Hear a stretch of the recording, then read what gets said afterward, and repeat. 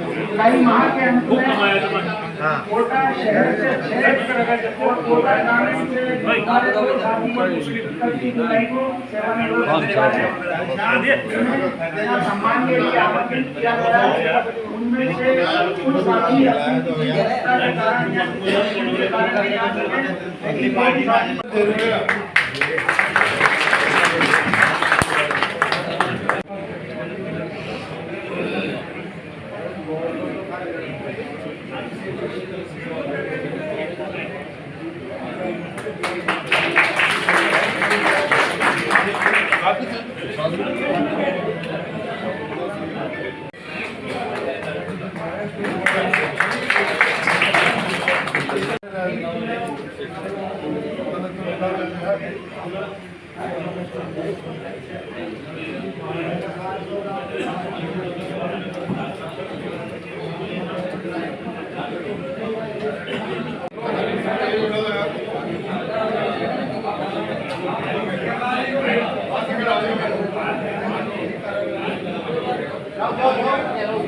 Mission principal श्रीमान connect करने के लिए श्री शंकर जी आ गए।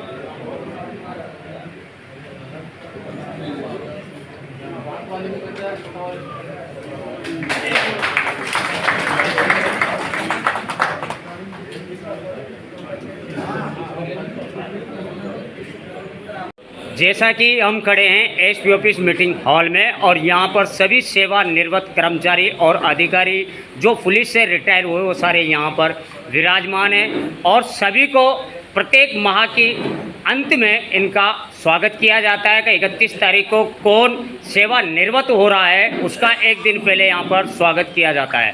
हम बताते हैं कि पुलिस अधिकारी 24 घंटा अपनी सेवा को जनता को देता है और हमने देखा है कि 2020 और 2021 में कोरोना महामारी में हमारे इन्हीं पुलिस के जवानों ने और मेडिकल कॉलेज के जो लोगों ने जो सेवाएं दी है उसमें कई पुलिस के अधिकारियों ने अपने परिवार को, अपने बच्चे को, अपनी बीवी को, किसी न किसी को खोया है। लेकिन आज तक हम इस चीज़ को नहीं जानते। लेकिन अगर पुलिस अधिकारी अगर एक ज़रा सी गलती करने पर हम आंदोलन पे उतर जाते हैं और पुलिस को घेरने पे मजबूर हो जाते हैं। आखिर हम ये जानते हैं कि पुलिस की सेवा जो है वो सबसे कठिन है। क्यों? क्योंकि उसको ना खाने का पता होता है, ना उसको सोने का पता होता है, ना उसको रिश्तेदार से मिलने का समय मिलता है, लेकिन फिर भी वो अपनी ड्यूटी पर तैनात रहता है। लेकिन हमने आज तक पुलिस के लिए कभी एक अच्छा शब्द नहीं बोला। हमारे बीच में कासड़ साहब सर बताइए कि किस तरह से जनता को पुलिस से जुड़े रहना चाहिए, क्योंकि जब तक जनता पुलिस से नहीं जुड़ेगी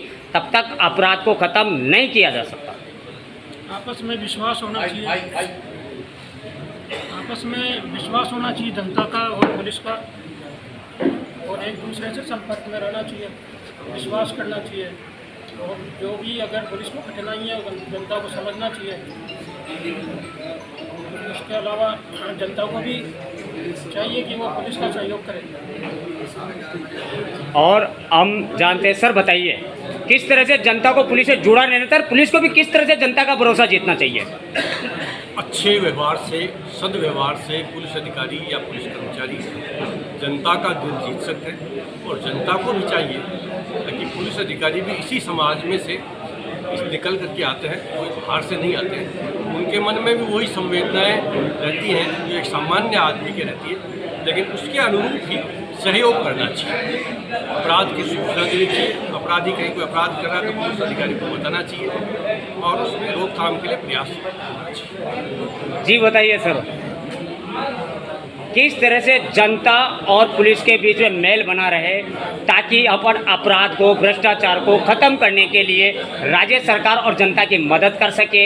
क्या पुलिस में भी वो समन्वय होना चाहिए और जनता में भी वो समन्वय होना चाहिए, क्योंकि कई बार पुलिस भी आक्रोशित हो जाती है और जनता भी आक्रोशित हो जाती है। जनता का तो कुछ नहीं बिगड़ता, लेकिन पुलिस अधिकारी को सस्पेंड होना पड़ता है।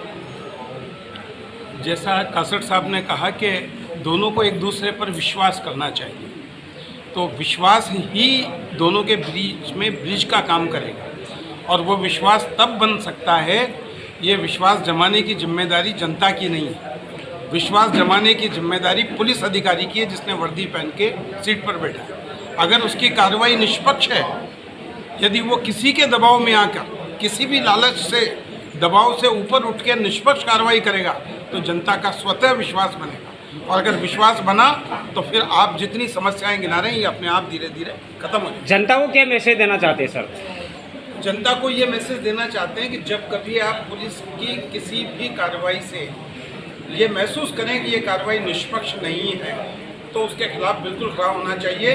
और ये जो संगठन है ये निष्पक्ष कार्रवाई के पक्ष में जनता के साथ रहेंगे। आज जो पुलिस के जवान ड्यूटी पे है, कल वो भी रिटायर होंगे, उनको क्या समन्वय बनाने के आप विचार रखते हैं ताकि वो भी इस चीज़ को देखें कि कल हम भी इस स्थिति में आने वाले हैं? बिल्कुल, मैं अभी जो आपने कहा कि वो चीज़ क्या है जो दोनों में विश्वास बनाएगा, तो मैं सेवारत कर्मचारियों को भी यही सलाह देना चाहूँगा कि जब तक वो पद पर हैं अपनी निष्पक्षता सुनिश्चित करें, चाहे कोई राजनीतिक दबाव हो और चाहे कोई लोभ लालच हो, चाहे किसी भी प्रकार की इंटीग्रिटी हो, उसको मजबूत बना के और निष्पक्ष जनता को अगर सर्विस देंगे तो जब कभी आपने देखा होगा कुछ पुलिस अधिकारियों का समाज में बहुत सम्मान होता है, वो वही लोग होते हैं जो अपनी गतिविधियां, अपनी ड्यूटी निष्पक्षता से करते हैं।